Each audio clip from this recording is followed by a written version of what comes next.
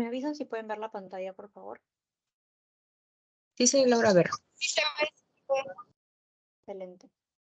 Entonces, hoy día también vamos a ver, son dos temas, pero este primer tema de vías urinarias es un poquito largo porque vamos a hablar de todo lo que es patología, tanto de riñón, uréteres y vejiga, ¿ok?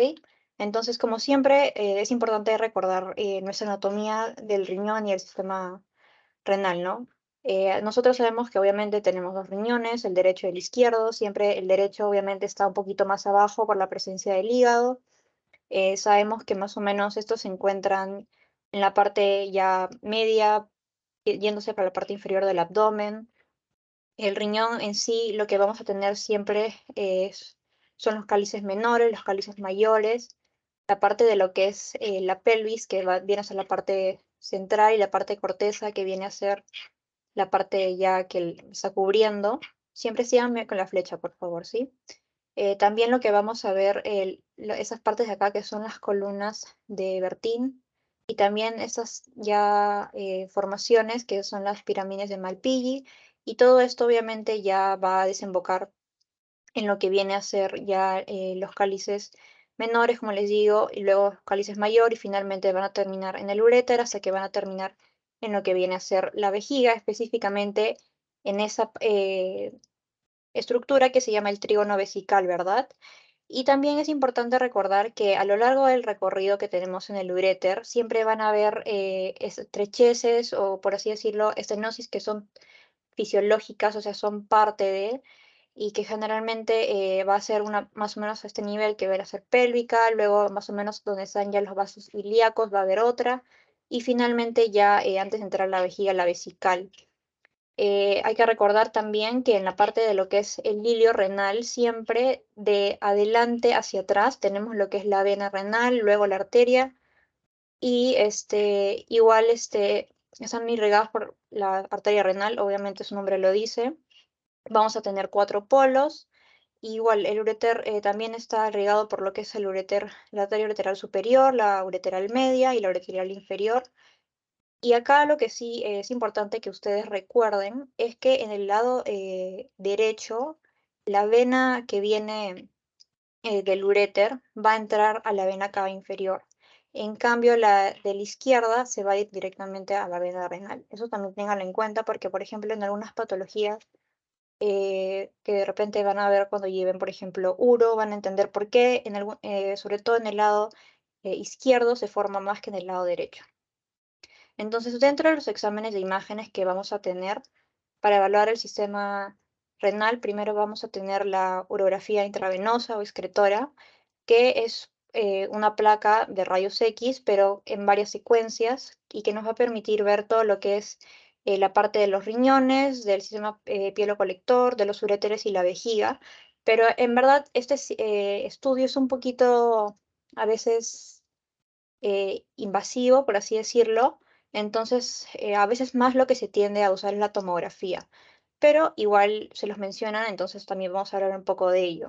Entonces, ¿para qué yo voy a pedir ese tipo de examen? Uno, para ver si es que de repente estoy sospechando de alguna obstrucción, para ver cómo me está funcionando mi riñón, mi sistema pielocalicial, de repente si es que hay alguna variante anatómica que ahorita vamos a ver, cómo están los trayectos del uréter, que ya hemos dicho que generalmente tienen sus estrecheces, pero también hay que ver si es que de repente en algún lado está obstruido o no, y también en algunas neoplasias. Entonces, para este examen sí es importante que que el paciente, perdón, esté obviamente en ayuno, es de preferencia.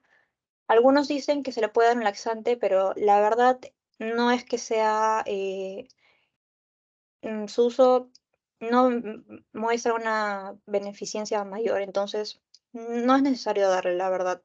Y obviamente, como lo que vamos como dice su nombre, excretora o intravenosa, vamos a inyectar un contraste. Y como ya les he dicho en todas las clases, todas las exámenes que requieren contraste intravenoso, obviamente, sí o sí tienen que ver con sus niveles de creatinina, porque si no, no le voy a poder administrar el contraste porque le voy a generar un daño al riñón, ¿verdad? Y obviamente, si es un examen radiográfico, no lo voy a poder hacer en embarazadas, eso es más que obvio. Y obviamente, si las personas de repente tienen alguna alergia al contraste, tampoco. insuficiencia renal, ya hemos dicho, sobre todo por los niveles de creatinina, porque luego da el contraste, que estén con hidratación severa o hiperzoemia, mieloma múltiple. Entonces siempre, antes de en sí iniciar el contraste, vamos a tomar lo que es una radiografía normal, simplemente, sobre todo para ver lo que es pequeños cálculos, que con el contraste no los vamos a poder ver. Básicamente es para eso. Pero ya una vez que le vamos a administrar el contraste, el paciente va a estar de pie, ahí les he puesto más o menos la dosis que se le administra y va a ser en bolo. Entonces vamos a tener básicamente tres fases. La primera fase, que es a los segundos nada más, que lo que me va a permitir básicamente ver es la parte del parénquima del riñón. Entonces ahí, por ejemplo, yo puedo ver si es que en el riñón de repente hay alguna masa, hay alguna lesión, etcétera. Luego ya, conforme van pasando los minutos, ya se va pintando mejor, como por ejemplo, después va a pintar lo que es ya la parte más central, lo que son los glomérulos en sí, donde me está funcionando el riñón. Ya lo voy a empezar a ver un poquito más radio opaco, o sea, más blanquecito. Y luego, finalmente, la fase ya pielográfica y excretora, que es entre 5 a 30 minutos, que generalmente ya lo que me va a ver es todo lo que es el sistema pielo-colector, ya la parte de lo que es, como les digo, los uréteres y también obviamente la vejiga, eh, tanto cuando está con la vejiga llena y también cuando ya el paciente después orina, porque eso también es importante, que el paciente retenga o no orina también me va a indicar bastantes datos, ¿verdad? Y generalmente dentro de estas fases se le que dice que a los 5 minutos es la placa funcional, porque obviamente me está evaluando la función de mi sistema renal, y la de los 15 minutos se le llama morfológica, porque es en la que mejor voy a estar poder viendo, ver la anatomía. Entonces, siempre recordar que cuando los riñones se van pintando de contraste, tienen que hacerlo juntos, a la vez, porque todo el sistema renal es, cuando está normal, debe ser así, ¿verdad? Como les digo, los uretes, si bien tienen estrecheces, van a haber partes, por ejemplo, acá, de repente que no lo van a ver tan bien. Eso también es normal. Si ustedes ven un uréter que se pinta en todo su trayecto, no es normal, ¿ok? Y también tienen que recordar que en la parte de los cálices, que son estos de acá, esos van a parecer como una copa de champán. Y como les digo, si un paciente va al baño, orina, y de repente me deja 100 cc, también eso es patológico, ¿ok? Luego, el otro examen es la pilografía retrógrada ascendente, que también es otro examen que ya no se está usando tanto, porque está pues siendo utilizado, por ejemplo, más por la tomografía, pero que también lo que me va a ayudar es básicamente para ver lo que es el tracto superior. ¿Ok? Entonces, cuando en el examen anterior por A o B no se vio algo, no fue un examen inconcluso, de repente yo puedo pedirlo, o de repente igual le tomé una tomo y no lo vi tan bien, entonces de repente puedo pedir mi pilografía. Pero como les digo, no es un primer examen que sea un examen inicial. Generalmente no lo es. También me puede servir para lo que es ver anomalías ureterales o pilocaliciales, y también me sirve para hacer procedimientos, ¿verdad? Sobre todo para lo que son biopsias, especialmente del urotelio. Entonces lo que yo voy a hacer es voy a colocar mi catéter. Obviamente el paciente tiene que estar sedado. Le voy a también administrar un contraste y obviamente nunca puedo administrarle demasiado contraste, porque si no voy a sobredistender mi sistema y generalmente esto me va a traer dolor en el paciente, entonces yo tengo que evitar eso, ¿no? Y en este caso, a diferencia, por ejemplo, del otro, el paciente sí puede estar en decúbito, que el paciente, hemos dicho, va a estar en bipedestación. Acá sí lo puedo poner para lo que es llenamiento de los cálices del polo inferior. El otro examen que tengo es pilografía descendente, que también es un examen fluoroscópico para ver lo que es el sistema colector igual superior, que también voy a administrar un contraste, pero la diferencia es que se va a utilizar un catéter percutáneo. Ese es el catéter percutáneo que ven acá. Este. Entonces, igual, no es un examen inicial, sino cuando por algún motivo no obtuvieron unas buenas imágenes o estuvo inconcluso en la urografía, o porque de repente no se puede tomar la bilografía ascendente. Entonces, por ejemplo, si yo quiero de repente descomprimir una hidronefrosis, que ahorita vamos a ver qué es eso, o de repente retirar algunos cálculos o de repente ver cómo está mi sistema colector, ver si que de repente hay alguna fístula, o sea, algún trayecto anormal que me esté conectando a una estructura que no debe ser con otra. También me sirve, por ejemplo, para colocar stents y para ver lo que son uréteres reimplantados. Ya específicamente para lo que es el sistema inferior, o sea, básicamente hablando de la vejiga, vamos a tener la cistografía, que también es otro estudio radiográfico que va a utilizar la fluoroscopía, que básicamente me va a servir para evaluar cómo está funcionando este órgano. Si es que de repente no están miccionando bien o de repente hay algo que no le está permitiendo al paciente orinar completamente o de repente está consangrado, se ha golpeado o después de su operación quiero ver cómo ha ido la vejiga, también lo puedo utilizar. Entonces lo que yo voy a hacer es igual, voy a colocar una Foley o de repente un catéter suprapúbico o una Foley permanente y le voy a dar también el contraste. Y después de esto hay que asegurarnos de que el detrusor esté correctamente contraído y después de eso el paciente orine.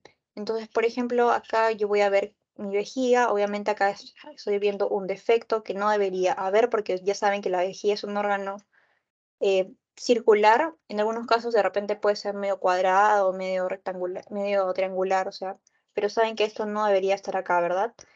Entonces, por ejemplo, me permite ver en el caso, por ejemplo, de hernias, como les digo, de repente si es que hay alguna fuga, como acá que se me está saliendo la orina, también es importante.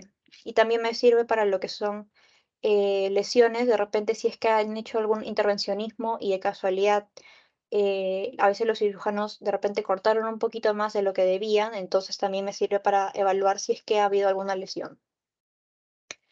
Y como les digo, esto básicamente me va a servir para también lo que es ver el reflujo vésico-ureteral. O sea, ustedes saben que la orina baja, ¿verdad? Del riñón a la vejiga y de la vejiga al exterior. Y eso no tiene por qué estar volviendo, o sea, es anormal.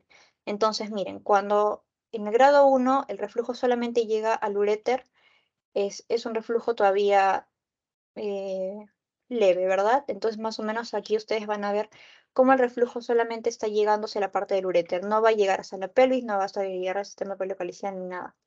En cambio, en el grado 2 sí, ya me está llegando uréter y me está llegando pelvis renal. Uréter y pelvis renal. En el grado 3 me va a estar llegando hasta la pelvis, pero ya incluso, aparte de eso, está habiendo una dilatación. O sea, yo podría decir ya que ese es un cierto grado de hidronefrosis. En el grado 4 igual, me va a estar regresando hacia lo que es ya la pelvis renal y el uréter, aparte, miren acá, está tortuoso, ¿verdad? Y los fórnices están embotados, pero aún así, miren, uno, dos, tres, las papilas todavía yo las puedo ver. Y el grado 5 ya es obviamente el grado más severo de todos, que obviamente hay una gran dilatación, hay una tortuosidad, miren el uréter, obviamente ya las papilas ya prácticamente no se ven, se han perdido los fórnices y todo el sistema pielo-colector está dilatado. Entonces, también eso a veces de repente les pueden preguntar, así que ténganlo en cuenta. El otro examen que también ya hemos estado viendo es la ecografía, ¿verdad? Que es un estudio que me permite ver básicamente la anatomía de lo que es la médula y la corteza renal y también me permite ver la vejiga. Aquí yo puedo ver de repente si es que algún quiste, algún cálculo, alguna masa, etcétera, de repente alguna variante anatómica que ahorita vamos a ver. También puedo ver si es que hay hidronefrosis con la ecografía, por supuesto que sí. Y también es un examen que también me permite hacer procedimientos, como por ejemplo puedo tomar una biopsia o de repente puedo hacer algún drenaje. Entonces siempre recuerden que en la parte del parénquima, que es esta parte de acá, yo la tengo que ver hipoecoica, más o menos con una ecogenicidad parecida a la del hígado. La que vienen a ser las pirámides medulares, igual yo las voy a ver hipoecoicas. Y hay que recordar que siempre hacia la parte de adelante yo voy a tener lo que es la fascia de Gerota y hacia atrás la fascia de Zucker-Candil. Y también considerar que obviamente esto es un riñón de un adulto y que en un niño yo lo voy a ver mucho mejor. En la vejiga igual, la vejiga que tiene líquido, el líquido es anecoico, o sea, negro. Así es como yo debería ver una vejiga normalmente. Como les digo, la vejiga no es que tenga una forma en sí, o sea, puede ser circular, puede ser cuadrada, o sea, como es un músculo, la vejiga puede adoptar cualquier forma, pero yo no tengo que ver de repente que por acá algo está saliendo, de repente alguna hernia o de repente, no sé, un anillo hiperecoico, no. O sea, así es como se tiene que ver una vejiga normalmente. Y también, por supuesto, yo puedo evaluar lo que es la parte vascular con el Doppler color y el Doppler Power, sobre todo para lo que es la estenosis o la hipertensión renovascular, también en algunos casos de infarto, y en algunos casos a la ecografía también le puedo dar un contraste para específicamente lo que es el reflujo vesículo-lateral. Entonces acá igual, es como les estaba diciendo, los cálices menores que siempre están más pegados hacia acá, los cálices mayores que ya están hacia la parte de la pelvis renal, todo esto tiene que verse hipoecoico, eso es lo normal y ya la parte de la pelvis sí se debe ver más hiperecoica. Entonces, recordando un poquito de terminología que hemos utilizado en ultrasonido, por ejemplo, con qué cosas vamos a ver hipoecoicas, o sea, oscuras, los abscesos. Pero ya si yo lo veo todo negro, negro como acá, esos son los quistes o la vejiga que les he dicho. ¿Por qué? Porque eso solamente es líquido, no tiene contenido, no tiene detritus, no tiene material. También hay que recordar que, por ejemplo, específicamente en lo que es la vejiga, como es un órgano que tiene tanto líquido, me va a formar un fenómeno que se llama el refuerzo acústico, que es como una sombra básicamente blanca, que yo la voy a ver posterior a este órgano. En cambio, al revés, los cálculos, que son hiperecoicos, me van a dar una sombra también, pero va a ser una sombra acústica, que esto es bastante característico, que ya se les había dicho en vesícula, si no recuerdo, que si yo tengo un cálculo, pero no tiene sombra acústica, no puedo decir que es cálculo, ¿verdad? Porque la característica del cálculo es que tenga su sombra acústica posterior. También tengo el efecto de reverberancia, que es cuando dos ondas se reflejan en ida y vuelta entre dos superficies. Y en algunos casos, cuando yo ya le pongo mi Power Doppler, perdón, el Doppler color, me va a dar esos efectos de cola de cometa, ¿no? Que también ya los hemos visto. Y eso, por ejemplo, lo podemos ver en lo que son las agujas. Por ejemplo, las agujas, como son tan hiperecoicas, me van a dar este artefacto que sucede acá, como si fueran una cola de cometa. Pero también, por ejemplo, los cálculos muy pequeñitos también me pueden dar ese efecto. El otro examen que tengo es la tomografía, que también es un examen obviamente mucho más amplio, más anatómico. Me va a poder no solamente ver específicamente el sistema renal, sino todo lo que está pasando, hígado, músculos, retroperitoneo, etcétera, ¿no? Entonces, también es un estudio que bastante se utiliza en lo que es la parte de vías urinarias. En la fase simple, que es cuando todavía no le voy a administrar el contraste, básicamente lo que me va a servir es para ver cálculos, porque cuando yo le pongo el contraste ya el cálculo de repente puede desaparecer. También puedo ver otras cosas, pero básicamente es para eso, ¿no? Como en la parte de acá, que estoy viendo un calculito. Luego ya en la fase arterial me va a servir para lo que es diferenciar el patrón córtico-medular, o sea, para lo que yo puedo, por ejemplo, ver si es que de repente hay alguna estenosis, algún aneurisma, o sea, alguna dilatación de alguna de las arterias. También me sirve para lo que es ver estudios para trasplantes, acuérdense, y la paroscopía. Y luego ya la fase nefrogénica, que es también para ver lo que es el parénquima renal, o sea, la médula, lesiones focales, de repente alguna malformación venosa. Y la última fase, que siempre es la excretora, que ya me va a indicar de repente más detalles anatómicos de los uréteres, de la vejiga, de repente algún divertículo por ahí, algún quiste, que eso ya es después de unos minutos, ¿no? Entonces, estos son estudios que así deberían verse normalmente. Y obviamente también vamos a hablar un poquito de la medicina nuclear, porque también se usa en neurología. En la parte de lo que es la gamografía, como ya le hemos dicho, es un estudio metabólico funcional que me va a indicar básicamente cómo está funcionando mi sistema renal. acá tengo un radioisótopo que se usa bastante para lo que es la corteza renal, el DMSA, y que lo usan con tecnesio 99. Y también el otro estudio que tengo es la radiocistografía, que es más específico, cisto es vejiga. Entonces, su nombre lo dice. Básicamente para lo que es vejiga, que acá uso otros radiofármacos, que es el DPTA o también el azufre coloidal. Y que así como habíamos visto, también me permite evaluar el grado de reflujo, no solamente hasta el uréter, hasta la pelvis, que ya hay dilatación, que ya hay tortuosidad y dilatación, etc. El otro estudio que también tengo es el radiorrenograma, que este es un estudio que puede utilizarme dos radiotrazadores. El primero es el MAG3 y el otro es el de PTA. El MAG3 de repente es un poquito más usado porque, por ejemplo, a este, además de verme lo que es la función renal, también me va a permitir, por ejemplo, ayudarme con ciertos medicamentos, como por ejemplo los IECAS, específicamente el captopril, para ver cómo me está aclarando mi flujo en lo que es estenosis de la arteria renal en personas hipertensas. Entonces, acuérdense de eso. Y el otro también básicamente me va a servir para lo que es la tasa de filtración glomerular. Entonces, así es como debería verse tanto el derecho, esta curva primero ascendente, luego descendente y luego que va cayendo. Y en los dos, como les he dicho, así como el contraste en las dos curvas, como se va pintando, igual las dos curvas también deberían ser igual. Si yo veo una línea toda plana, no es normal, ¿verdad? O si yo veo que solamente hay una curva descendente y no es la primera curva ascendente, también me está indicando que hay algo ahí que no está funcionando bien. Entonces, igual acá tengo, en los otros exámenes, puedo tener una fase arterial, que es cuando recién el contraste o el radiofármaco está llegando, luego la fase parenquimal, que es cuando ya los riñones me están emitiendo esta radiación, y finalmente la fase secretora, que es ya hacia la parte final, lo que me está pintando básicamente los uréteres y la vejiga. Y finalmente, la tomografía por emisión de protón único, porque es SPECT, o sea, SPECT single, o scintigrafía, que también es otro estudio de medicina nuclear para ver básicamente lo que son tumores y metástasis. Acuérdense que estas lesiones, como tienen un metabolismo muy alto, yo las voy a ver así, como estas lesiones que me captan bastante contraste o que también le dicen calientes, ¿ok?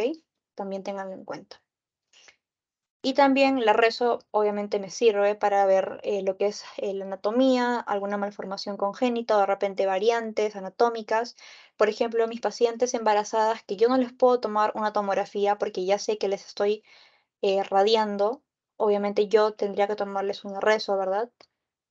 Esa puede ser una estática, básicamente para ver lo que son fluidos que se ven como en T2. ¿Cómo se ven los líquidos en T2, chicos? Ustedes ya saben eso, ¿verdad? A ver, ¿quién se acuerda cómo se ven los líquidos en T2? Se Blanco. ven blancos, ¿verdad? O sea, hiperdensos, hiperintensos. Y la fase o la resonancia excretora, que básicamente para ver las fases ponderadas en T1. Entonces, para este examen, igual, a diferencia de los otros que yo sí quiero valorar mi vejiga pre y post-micción, a no ser que yo quiera valorar eso, y generalmente se le pide con la vejiga vacía. Entonces acá igual me puedo ayudar de otros ayuditas, como por ejemplo fármacos tipo diuréticos, o le puedo estar dando agua, ya sea oral o por la vena. En algunos casos también puedo utilizar unas bandas de compresión. Y también acá tengo una combinación que es con una secuencia que se llama eco gradiente en 3D, que su nombre lo dice, no me va a dar las características en 3 dimensiones y que también va a ser ponderada en T1.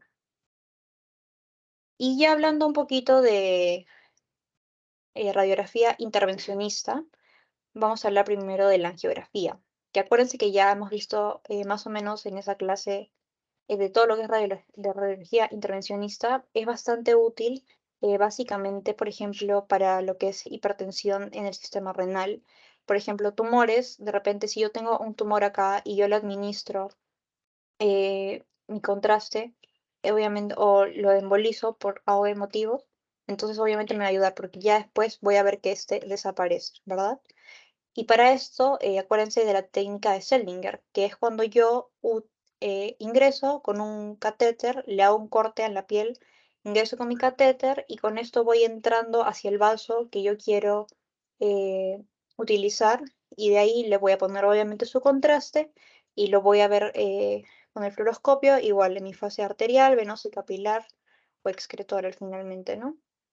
Y eso es lo otro que les decía, la embolización también me va a permitir básicamente ocluir vasos, o sea, si yo sé que mis tumores son lesiones hipervasculares porque se necesitan nutrir para seguir creciendo, yo puedo utilizar esto para que justamente dejen de crecer o se ocluyan, ¿no? Pero también me puede servir para lo que es traumas, hemorragias, hipertensión también bastante útil y se va a hacer por una guía percutánea. Luego tengo lo que es la angioplastía transluminal o con globo, que también es otro tipo de procedimiento en el que yo voy a meter mi catéter y ahí dentro del catéter va a haber un pequeño globito y en algunos casos también pueden entrar con un stent, que son esas tipo mallas, ¿verdad? Y entonces, si yo tengo, por ejemplo, mi arteria ocluida, yo después voy a poderla canalizar correctamente. Entonces, básicamente, para lo que son estenosis, arteriosclerosis y, bueno, displasia fibromuscular, que es, bueno, eso es menos utilizado. O sea, no menos utilizado, pero ya no es tanto renal. Entonces, ahora sí, comenzando dentro de las patologías, vamos a hablar primero de algunas variantes anatómicas. El primero es el riñón en herradura, que es una de las malformaciones más comunes y que, como su nombre lo dice, va a parecer como si fuera una herradura así tipo de los caballos que usan, igualito. Entonces, esto obviamente a veces puede ser simplemente un hallazgo, pero generalmente esto me predispone de repente a que las personas me formen más cálculos o que ya en casos más severos de repente se malignice, ¿no? Y pueda de repente formarme un carcinoma de células de transición. Entonces, si bien es cierto, a veces se puede ver en la orografía intravenosa, que yo voy a ver cómo la masa del riñón se va a estar conectando por un istmo, o sea, va a parecer como si fuera una tiroides, ¿no es cierto? Voy a tener mi riñón, voy a tener mi istmo y mi otro riñón. Entonces, lo puedo ver acá, pero generalmente no es mi estudio de elección que yo voy a tener.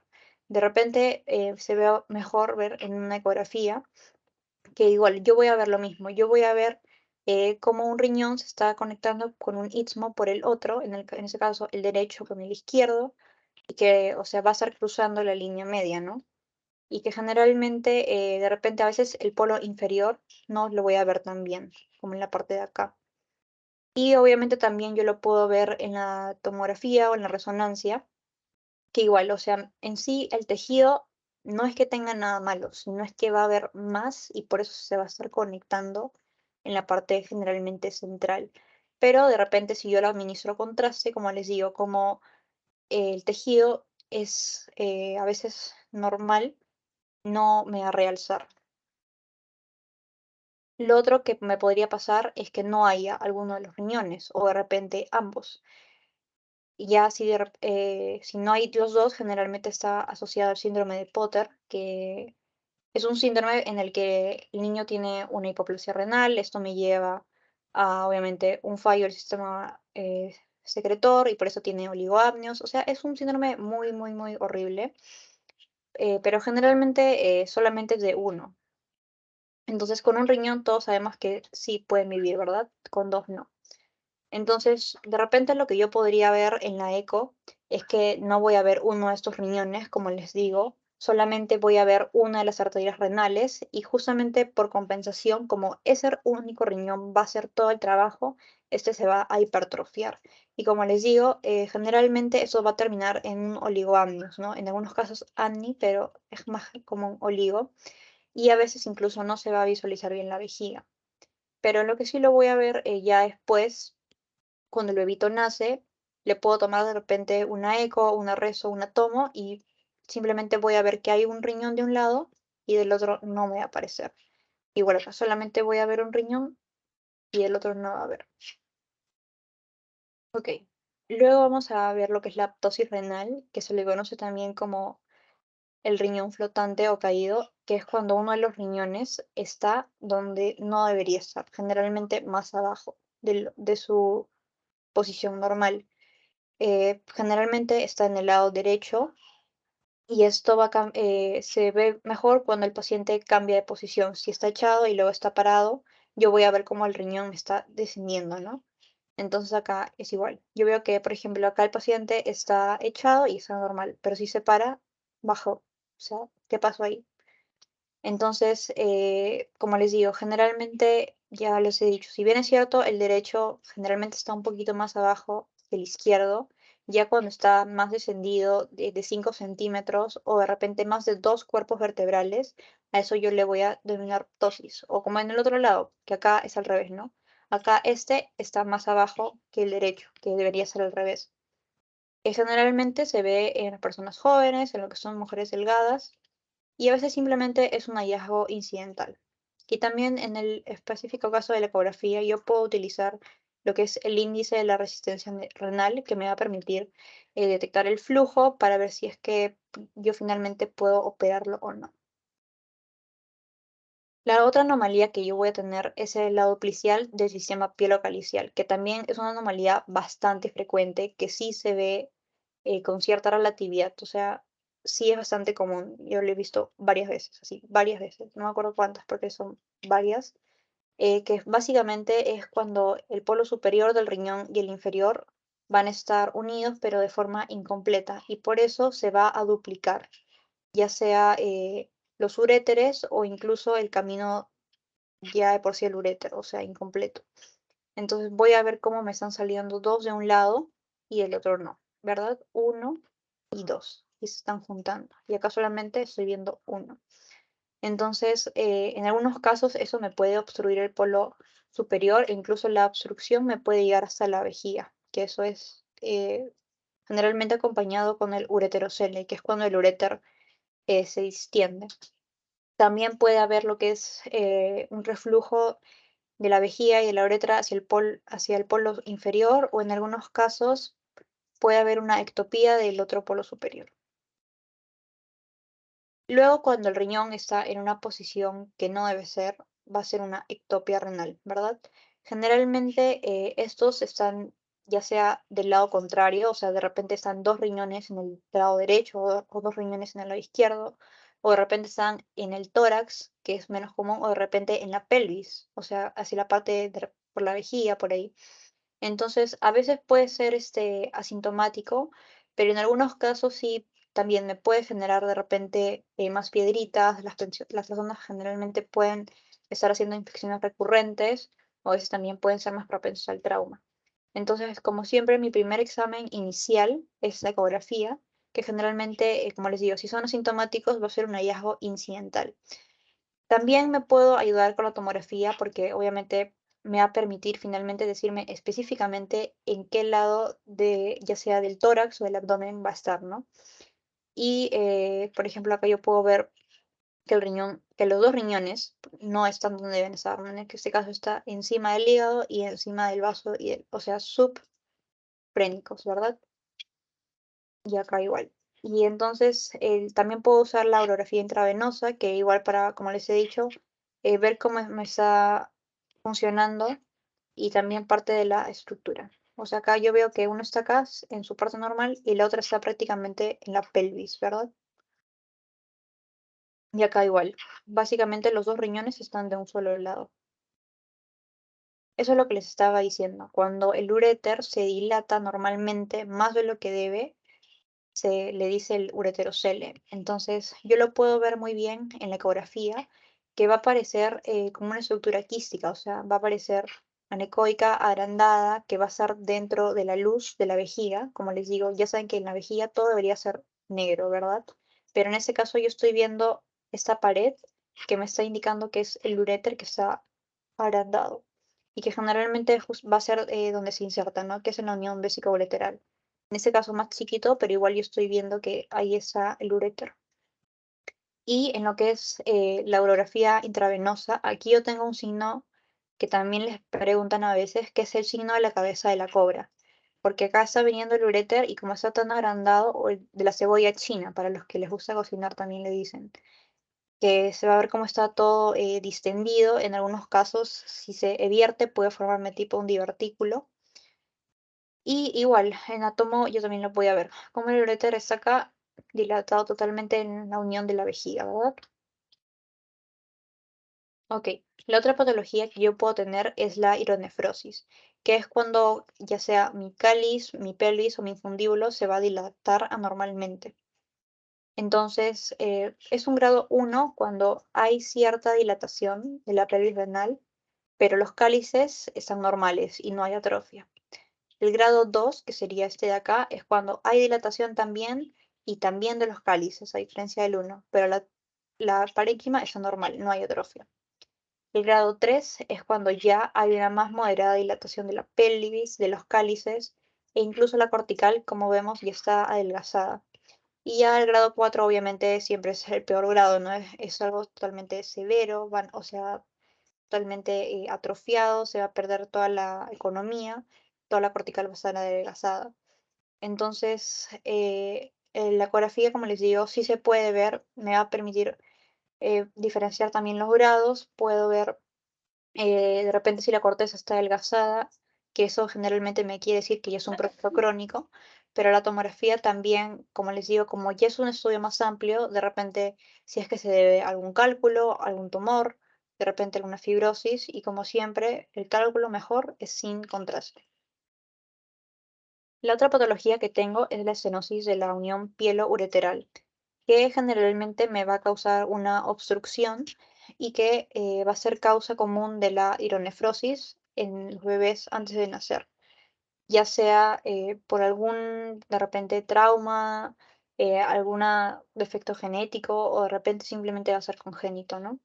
Entonces lo que yo voy a ver es como mi pelvis está totalmente dilatada, en algunos casos le dicen como si fuera un bulto o tipo hinchada y el ureter proximal también va a estar colapsado, ¿no? Obviamente ya eso vendría a ser cierto grado de hidronefrosis, en algunos casos calictasias, también cuando los cálices también estén dilatados y a veces en la ecografía los índices de resistencia que les estaba comentando generalmente van a ser más altos porque está habiendo una obstrucción que no me deja pasar adecuadamente la orina en los riñones con el Doppler color.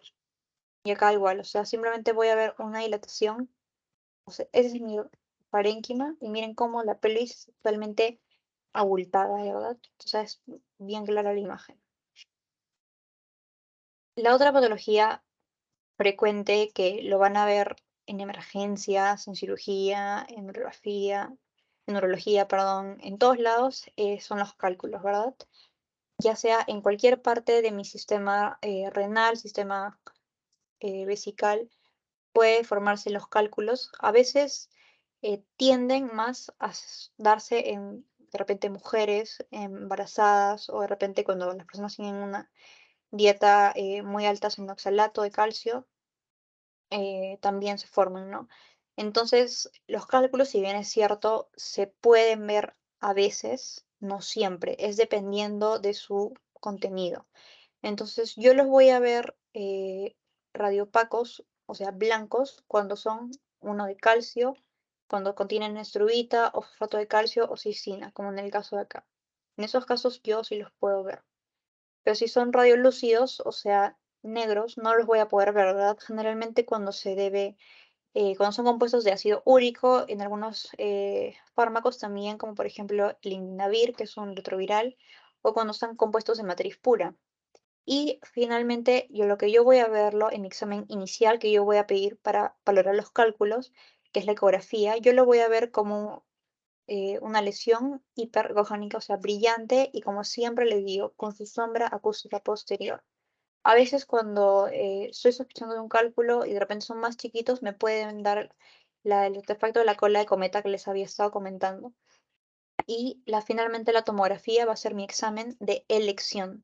Acuérdense que siempre es diferente que les pregunten cuál es el examen inicial que ustedes les pedirían en tal caso o cuál es el examen de mejor sensibilidad, de ideal, de mejor pronóstico. Es diferente, ¿verdad? Preguntar de esa forma.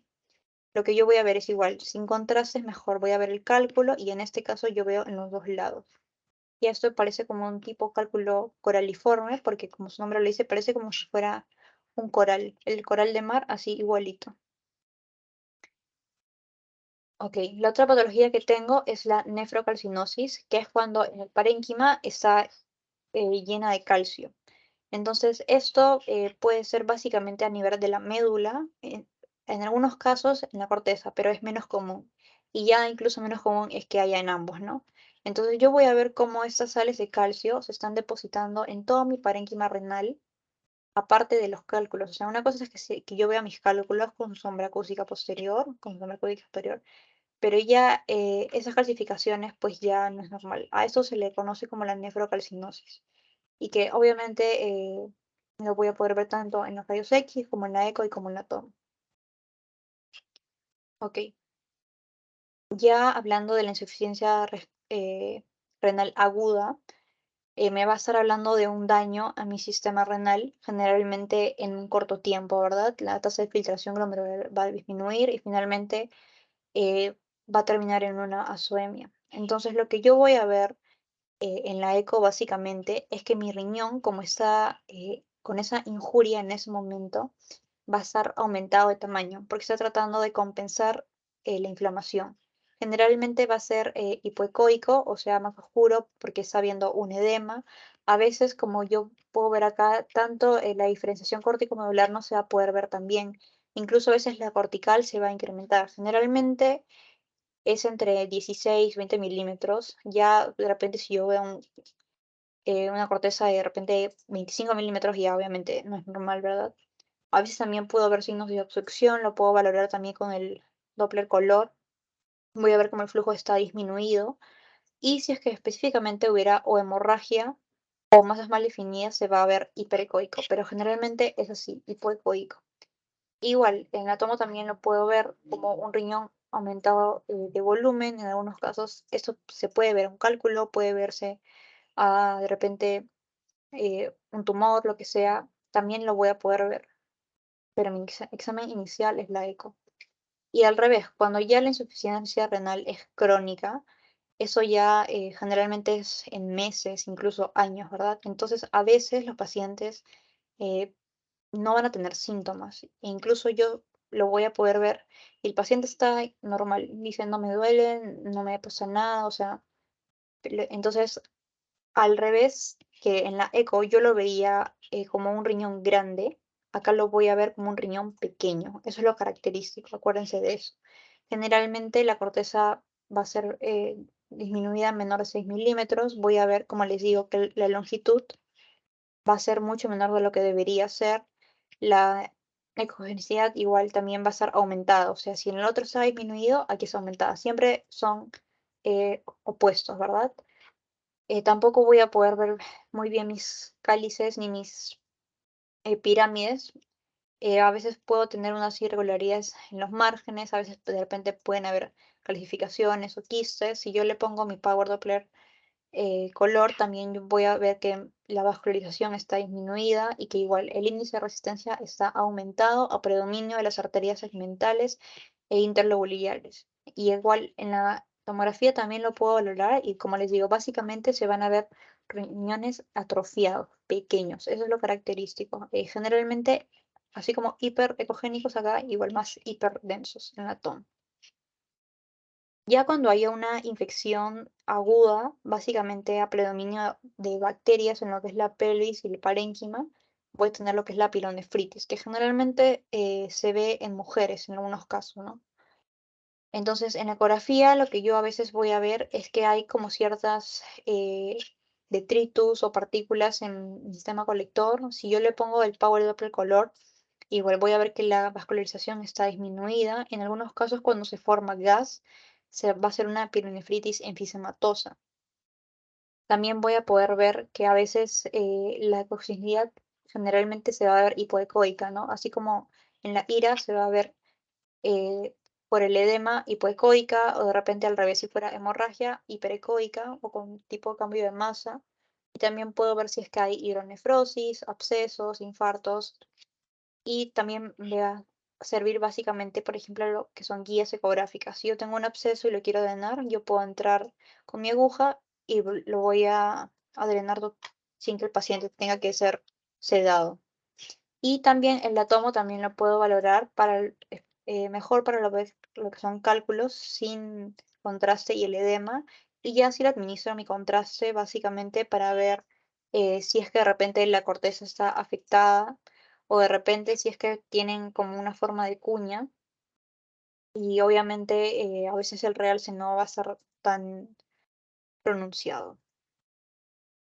La otra lesión que tengo son los abscesos renales, que generalmente se forman a causa de la pielonefritis neguda o también por un vasoespasmo y que finalmente en algunos casos ya cuando siguen progresando y se sigue formando el absceso va a terminar en una necrosis liquefactiva y esa formación, ¿no? Entonces lo que yo voy a tener en la eco es esta lesión generalmente hipoecoica que sí tiene límites definidos, ya sea en la corteza o mi parénquima. En algunos casos pueden haber ciertos ecos internos y generalmente el riñón tiende a estar hipoecogénico y otras veces hay colecciones perirrenales. Y ya lo que yo tengo en la tomografía, que va a ser mi gol estándar, porque mi ecografía, como les he dicho, es mi examen inicial, igual yo generalmente sin contraste va a ser una masa de baja atenuación o de atenuación parecida al parénquima renal. Las paredes sí van a ser gruesas, como en todos los abscesos que ya hemos estado viendo, o a veces de repente si tienen una pseudocápsula y que con el contraste justamente esta pared gruesa me va a realzar, ¿verdad? En algunos casos también por la inflamación que hay, el parénquima circundante también a veces puede estar hiporrealzado, básicamente en la fase nefrogénica o al revés, hiperalzado en la fase tardía. Y también puede haber engrosamiento de la fascia, de los septos, a veces obliteración de la grasa perirrenal. Y al revés, cuando la pielonefritis ya es crónica, generalmente es porque ya es algo que se ha formado en el paso del tiempo, ¿no? Eso generalmente, como ya es un proceso crónico, va a terminar en una cicatriz en la corteza renal, que es casi característico de la pielonefritis y que a veces puede distorsionarme de alguna manera los cálices. Entonces, igual como en la insuficiencia renal crónica, voy a ver cómo mis riñoncitos van a estar pequeños, atrofiados, voy a ver cómo mi corteza está adelgazada y que si fuera de repente solamente en uno, el otro por compensación se va a hipertrofiar, ¿no? En algunos casos también puedo ver lo que es acropaquia calicial, que es secundaria a una retracción de la papila de la cicatriz subyacente. También puedo ver cómo el sistema calicial está engrosado, está dilatado, ya incluso dándome a veces hidronefrosis.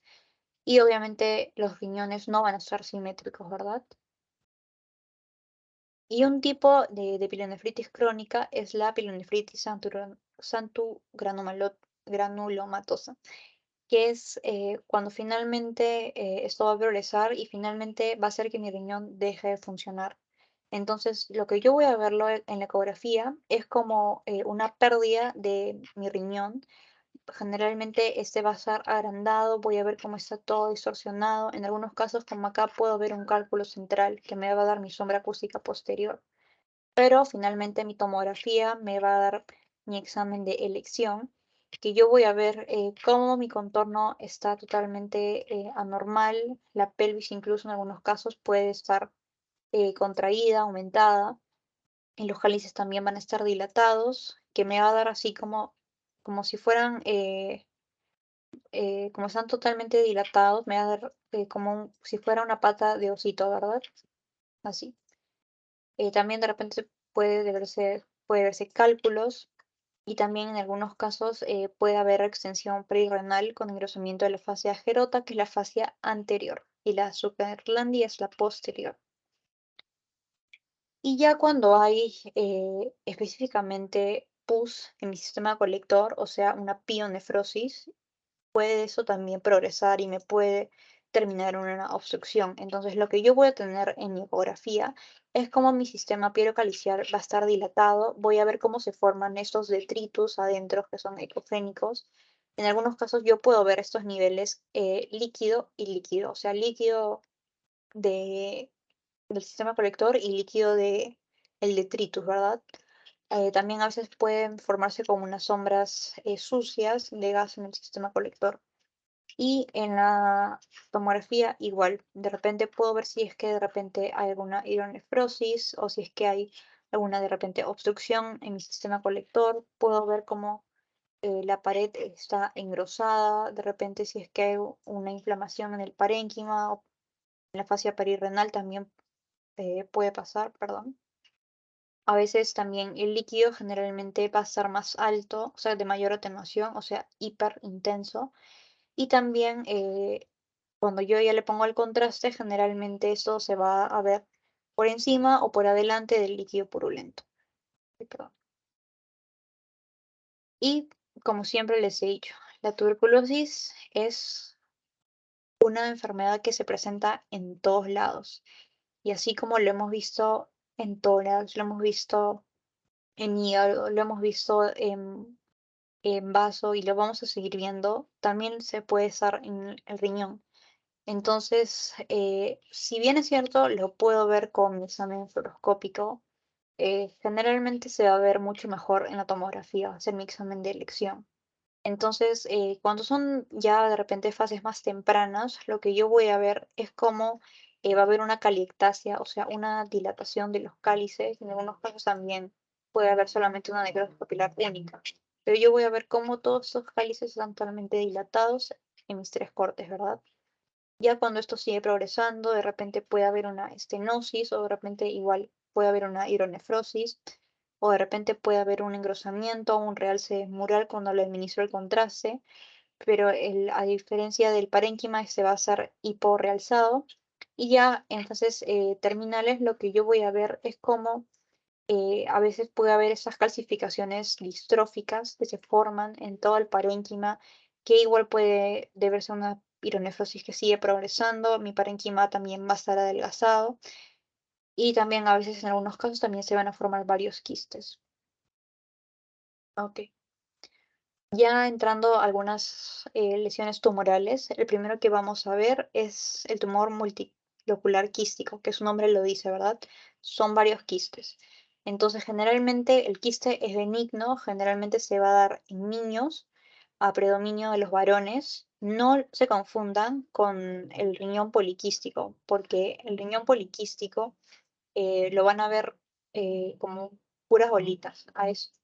Esto, si bien es cierto también, pero por ejemplo, aquí lo que yo voy a ver, esto más que nada se va a ver en niños, en cambio, de repente el riñón poliquístico incluso yo lo puedo encontrar hasta en adultos. Entonces, como les digo, si son quistes, ¿qué va a haber? Obviamente líquido anecoico, ¿verdad?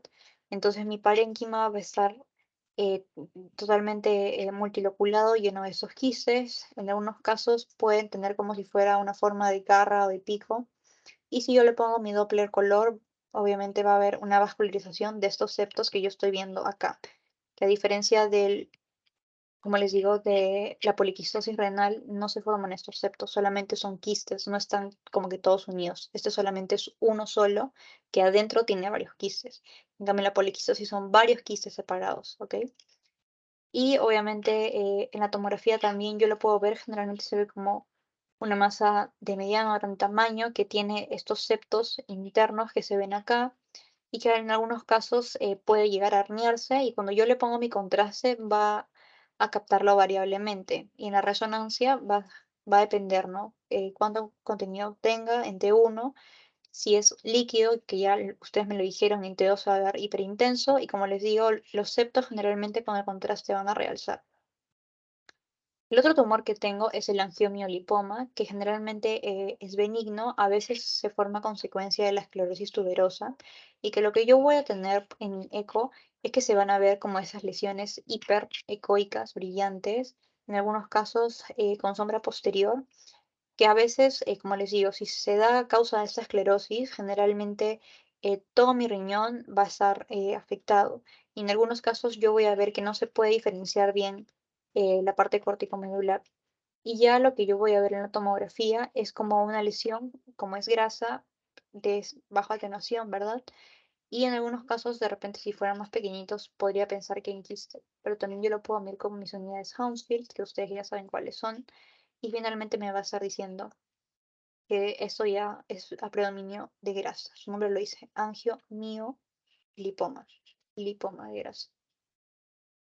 El otro tumor que tengo es el oncitoma, que también generalmente es benigno, puede ser de tamaño variable, pero yo lo voy a ver como una lesión bien delimitada. En algunos casos puede tener una cicatriz que tiene forma de estrella en la parte del centro, que no me va a captar contraste.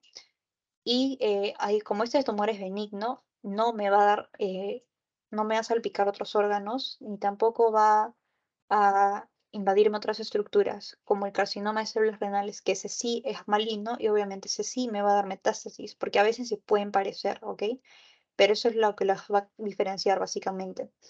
Entonces, igual, eh, va a estar siempre cuando es mayor tamaño, también va a tener más atenuación y obviamente cuando yo le pongo el contraste también va a ser de forma heterogénea. Y en algunos casos también la grasa también puede estar edematizada o a veces puedo también ver calcificaciones. Ok.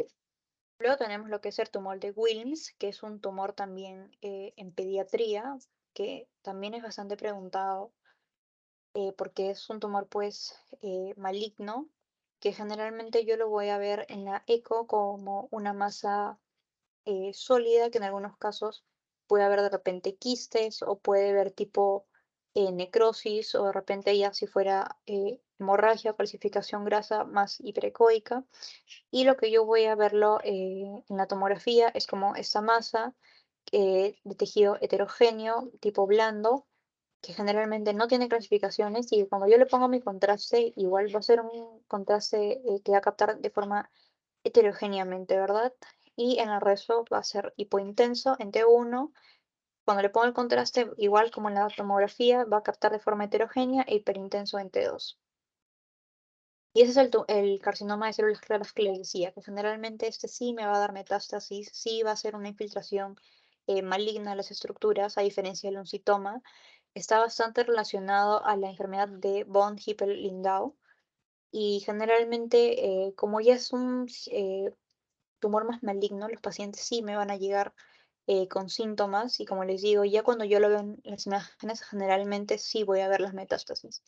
Entonces, en la tomografía lo que yo voy a ver es como es una lesión que está exofítica, heterogénea, porque puede tener quistes, puede tener hemorragia o de repente puede tener necrosis interna y que cuando yo le pongo el contraste va a captar bastante, ¿verdad? Se va a notar de forma heterogénea. Bueno, eso es un quiste, pero este es el tumor en sí. Y en la reso igual, si es en T1 va a ser heterogéneo y en T2 va a ser hiperintenso. ¿Este qué vendría a ser? ¿T1 o T2? A ver, ustedes díganme, que ya han llevado ya varias veces conmigo. ¿Reso en T1 o en T2?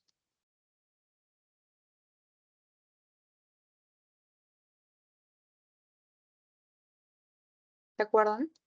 A ver, ¿quién? No importa si se equivocan, chicos. La cosa es que ustedes sepan diferenciar esas cosas, porque así les van a preguntar en sus juntas médicas. Decir, ya, el alumno, descríbame la lesión. Y primero, no, primero tienes que decir, es una tomografía o una resonancia de tórax, de abdomen, de pelvis, en T1, en T2, en T1 con contraste. ¿Ese en qué vendría a ser? Eso sería en T1, ¿verdad? Porque vemos la médula que está negra. No es líquido, o sea, si es líquido, en T2 se vería blanca, ¿verdad? Ok. Luego, el otro tumor que tengo es el carcinoma papilar, que en la ecografía solamente puedo decir que es hipoecoico, pero en la tomo sí me va a ayudar a diferenciarlo mejor. Que generalmente yo lo voy a ver dependiendo si es que es pequeño, va a ser más homogéneo, pero si es más grande, obviamente va a ser más heterogéneo. Entonces, generalmente va a ser una lesión hipo intensa, ¿verdad? En comparación a la corteza, hipo intensa. No generalmente va a ser tan vascularizada y en algunos casos puede parecer un quiste, así que tengan cuidado. Y en la reso lo que yo voy a ver es que generalmente igual va a ser hipo intenso en T1 y en T2. Y cuando yo le pongo contraste sí me puede captar, pero menos que el carcinoma de células renales, que sí me capta más y que hemos visto que sí es más prominente. El otro tumor que tenemos es el carcinoma cromófobo, que en la ecografía igual lo puedo ver hipoecoico, pero en la tomografía igual si me capta contraste, generalmente a veces puede ser más homogéneo, pero siempre menos que la corteza renal. Y en la reso lo que yo voy a ver es que va a ser ISO intenso, parecido a la misma intensidad de mi riñón, ¿verdad? En algunos casos puede ser hiper en T2, y cuando captan contraste generalmente es homogéneo. Ok. El otro tumor que tengo es el nefroma mesoblástico, que generalmente se da en los bebés, en niños, dentro del útero, y que en la tomografía yo lo voy a ver como una lesión sólida, hipoatenuante, que en algunos casos me va a captar contraste de forma variable. Puede tener de repente quistes, puede tener partes de necrosis o hemorragias, pero no son tan comunes y generalmente no hay calcificaciones. Y en la reso yo lo voy a ver ISO o hipointenso en T1, generalmente a veces si es que es hemorragia, como es líquido, hiperintensos, y en T2 lo voy a ver hipo o hiperintenso, o sea, es variable, y con la difusión generalmente va a estar restringida. Listo. Y ya hablando en sí de la vejiga, que la hemos dejado para el final, porque es la parte final de mi sistema renal, ¿verdad? Voy a tener la cistitis, que es la inflamación de la vejiga, ¿verdad? Itis es inflamación. Entonces, generalmente yo lo voy a ver como un engrosamiento de la pared, ya sea de forma difusa o de repente solamente en una parte, que generalmente tiende a captar contraste. Puede haber como una irregularidad en la mucosa. A veces de repente podrían haber desechos dentro de la luz de mi vejiga, o sea, tipo detritos. En el caso del tejido graso y líquido también puede haber un edema. A veces también pueden haber, dentro de este engrosamiento, a veces yo puedo ver calcificaciones. Obviamente, eh, si va a estar inflamada, yo le pongo mi Doppler color y voy a ver que está con mayor vascularización.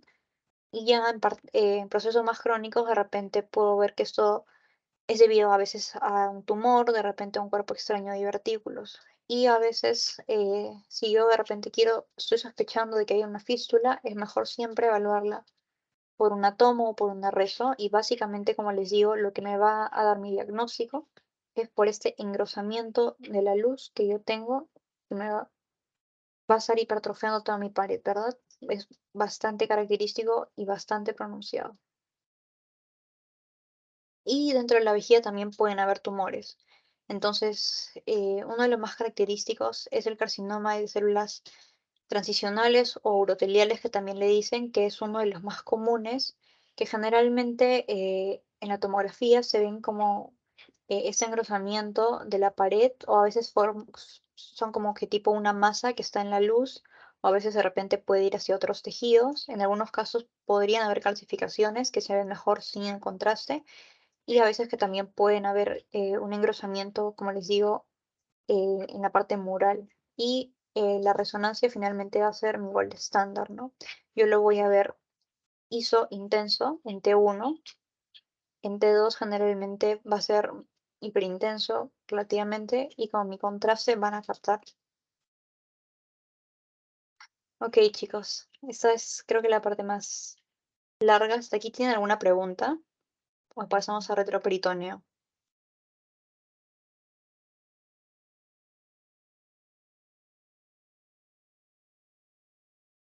Ninguna pregunta, ¿no? Ok, entonces hay que recordar un poquito del peritoneo, que es en sí toda la parte que está en el abdomen, ya sea entre el peritoneo parietal posterior, o sea, hacia la parte de adelante, y la pared abdominal, que es hacia la parte de atrás. Y hay que recordar que tenemos tres compartimientos, ¿no? El peritoneo lateral, que es donde vendría a estar el espacio perirrenal, pararrenal anterior y posterior. El espacio de los grandes vasos, como su nombre lo dice, puede tener la aorta, la vena cava inferior, otras estructuras, pero básicamente esos. Y finalmente la parte posterior que van a ser la parte muscular, ¿verdad? Acá les voy a dejar este cuadro para que ustedes lo lean con más calma. Eh, no me acuerdo si eso lo preguntaban, pero por si acaso se los dejo, porque a veces son así un poco quisquillosos con la parte de anatomía, pero ya ustedes con más calma van a ver qué hay en cada espacio, como les digo, y también cuáles son sus límites. Y acuérdense que siempre la fascia renal anterior es la de Gerota, lo que les estaba diciendo, y la posterior, la de Zucker-Lande. Entonces, esto que sí les van a preguntar, de hecho, como lo que vimos en tórax, son los signos que se van a formar en el peritoneo. El primero es el signo del pico. Entonces, cuando yo tengo una masa que el órgano lo está como si fuera abrazando, que es esta de acá. Esa es la masa y veo que el riñón como que lo está abrazando. Generalmente me va a indicar que esto es una masa que forma parte de este órgano, o sea, en este caso del riñón. En cambio, al revés, si yo veo que están como que delimitados, o sea, que están tipos separados, generalmente me están diciendo que es una masa aparte, fuera del riñón, ¿ok? En este caso. El otro que tengo es el signo del órgano fantasma, que es cuando tengo un tumor que es demasiado grande y saliendo, por ejemplo, en este caso de mi riñón, que es un órgano pequeñito, ¿verdad? Entonces, a veces, en algunos casos, yo no voy a poder ver el órgano porque ese tumor ya lo está invadiendo todo. Luego tengo el signo del órgano incrustado, que es al revés. Si lo está como que abrazando, generalmente me está diciendo que no forma parte del órgano. Y al revés, si yo veo que está formando como que dos, o sea, dos límites, generalmente me está diciendo que sí provenga de este órgano, ¿ok? Y el signo de la arteria nutricia es que, como ustedes ya saben, si son lesiones tumorales, generalmente necesitan bastante irrigación. Entonces yo voy a ver una arteria que me va a estar irrigando esta lesión, ¿verdad? Y que se va a poder ver como señala en la flecha. Entonces, dentro de las patologías que tenemos, vamos a tener el linfangioma quístico, que su nombre lo dice, es un quiste. Generalmente los quistes son benignos, de origen vascular en este caso. Yo lo voy a ver como una masa generalmente grande, a veces se puede ver tipo multiloculada, que está, como lo ven acá, más alargada, que obviamente si tiene quistes, generalmente líquido, tipo homogéneo. Y igual, o sea, a veces las paredes pueden realzar, no es frecuente que hayan calcificaciones y en algunos casos, como se ven acá, que es una masa ya bastante grande, puede estar invadiendo varios compartimientos, ¿no? Porque acá está yendo ya desde la parte anterior hasta la parte prácticamente posterior. Y en el corte sagital también se ve clarito, ¿verdad? La otra lesión que tengo es el cistoadenoma mucinoso, que también es una lesión benigna, generalmente va a venir del ovario y que igual va a ser una lesión quística, pero esto también va a ser más multilocular. Veo cómo tiene sus lóculos por adentro con sus tabiques. Generalmente va a ser única y la intensidad va a ser variable, ¿ok? Pero generalmente son grandes, vienen del ovario. Veo que ya están más desde la parte pélvica, lo más que me indica generalmente que no está proveniendo de ahí. El otro lesión que tengo es el mesotelioma quístico, que también es un tumor generalmente benigno, que es raro, que yo lo voy a ver como una masa generalmente de baja atenuación, que generalmente va a ser bien definida, a veces puede ser multiquística, generalmente no calcifican y a veces cuando yo le pongo el contraste los septos me van a realzar, pero generalmente su atenuación es baja, ¿verdad? Acá lo estamos viendo bien claro. El otro que ya hemos visto ya en pseudoquistes del páncreas, bueno, como les digo, en páncreas es más común que haya quistes que pseudoquistes, perdón, al revés, más pseudoquistes que quistes, ¿verdad? Entonces es bastante frecuente, generalmente debido a una pancreatitis, ya sea aguda o crónica, generalmente aguda, o de repente algún traumatismo, y que igual yo lo voy a ver como esas lesiones redondas o ovaladas que van a contener líquido, a veces la pared puedo ver aquí que está gruesa, pueden ser varias. En la ecografía, igual, si es quiste, generalmente hipocoicas o anecoicas, a veces pueden tener ecos por dentro, que generalmente me va a indicar que hay desechos. Y como les digo, o sea, son estas lesiones que generalmente van a ser bien delimitadas. A veces pueden tener estos septos por dentro, van a tener una hipodensos, o sea, baja atenuación, y a veces la pared generalmente sí realza. Luego tengo el linfocele, que es cuando todo el líquido linfático se me va a juntar generalmente después de algún tipo de operación. Entonces yo lo voy a ver como líquido, ¿no? El líquido que está generalmente con paredes delgadas, hipo, intenso o denso, mejor dicho, y que generalmente si yo le pongo el contraste, solamente la pared me va a realzar y generalmente es muy poquito, o sea, no mucho. Y las calcificaciones también, como es líquido, generalmente no se forman. La otra patología que tengo es el schwannoma, que su nombre lo dice, ¿no? Viene de la vaina de Schwann, generalmente es benigno, tiende a estar hacia el espacio paravertebral, acá lo estoy viendo vértebra, así como está prácticamente adherido. Generalmente van a ser esas lesiones redondeadas que van a estar bien definidas, van a ser, si son pequeñitas, homogéneas y ya obviamente como todas las masas, mientras más crecen, generalmente tienden a ser más heterogéneas y si yo le pongo mi contraste, igual si son más grandes, también va a ser heterogéneo, ¿verdad? Y en la reso igual, generalmente toda la parte quística va a ser hiper intenso en T2, ya lo saben ustedes. La parte celular va a ser al revés, hipo intensa en T1 y en T2. Y generalmente realza heterogéneamente. Entonces, como son tan heterogéneos, les digo, o sea, pueden tener calcificaciones, pueden tener quistes, pueden tener hemorragias, etc. Ya dentro de los tumores malignos, voy a tener el liposarcoma, ¿no? Sarcoma generalmente me está indicando que ya de por sí es un tumor maligno. Puede ser bien diferenciado, que es el más común, mixoide, pleomórfico, de células redondas es diferenciado. Entonces, a nivel general, porque cada uno obviamente tiene sus características específicas, en la tomografía yo lo voy a ver como una lesión, como es lipo de grasa y también a veces puede tener tejido blando que generalmente se va a indicarme que es ya de mayor grado. A veces pueden tener como que tipo tabiques acá, generalmente son heterogéneos y cuando yo le administro el contraste, los tejidos blandos son los que me van a realzar. Y ya en la resonancia lo que yo voy a ver es que generalmente en T1 va a ser hiperintenso, en T2 va a ser isointenso y en la saturación de supresión grasa generalmente van a perder señal. Y ya si es de tipo mixoide, generalmente va a ser hiperintenso en T2 y cuando yo administro contraste va a captarme tardíamente.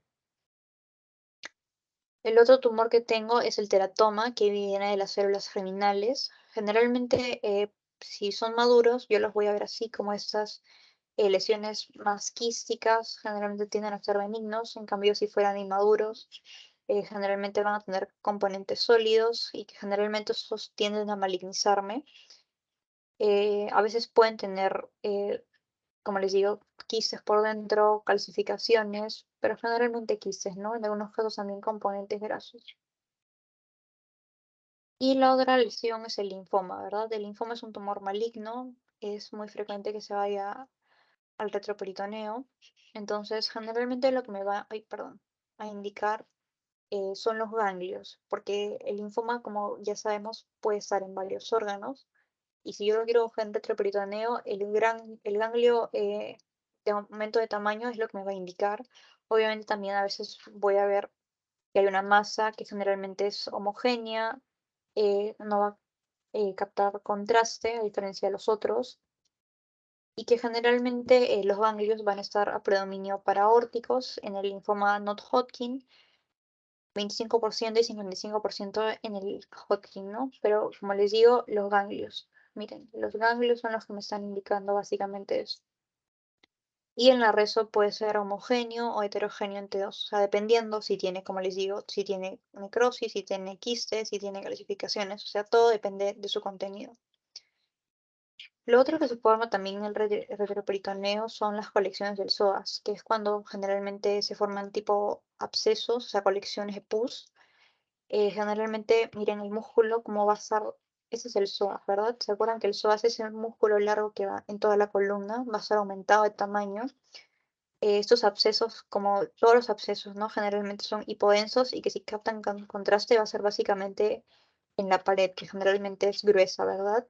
y a veces puede irse hacia la parte paravertebral, incluso hasta llegar al fémur. Puede haber también gas. En T1 yo lo voy a ver así. Hipo intenso o intenso, pero hipo en este caso, y en T2 hiperintenso. Los otros también son los abscesos perirrenales, que es cuando hay una ruptura en ese espacio perirrenal, que ya les he dicho que lo lean, generalmente debido a un proceso agudo, ¿no? O sea, de repente una pielonefritis, una inflamación fuera de mi fascia de Gerota, ¿no? Entonces, igual, como todos los abscesos, se van a ver así, como esas lesiones que generalmente son de tejidos blandos o líquidos, mayormente en este caso de líquidos, a veces pueden tener aire, como aquí, puedo ver aire, y generalmente pueden ir hacia el psoas y hacia la pelvis. Ok, otra cosa que me puede pasar en el retroperitoneo es que haya una hemorragia, ¿verdad? Generalmente de repente algún trauma. Entonces, generalmente yo voy a perder las estructuras porque está lleno de sangre, ¿verdad? Por dentro. Si no le pongo el contraste, generalmente va a ser heterogéneo, hiperdenso, o sea, de mayor atenuación en fases agudas y subagudas, o de baja atenuación en fases crónicas. Y si le pongo el contraste, generalmente lo voy a poder ver un poco mejor el margen, pero no tienden a realzar. Y en cambio, en la red sí, yo lo voy a ver hiperintenso en T1, como en este caso, como es en fases agudas y crónicas, o hipointenso en T2, si es crónico. Listo. Ha sido una clase bastante larga. No sé si tienen alguna pregunta.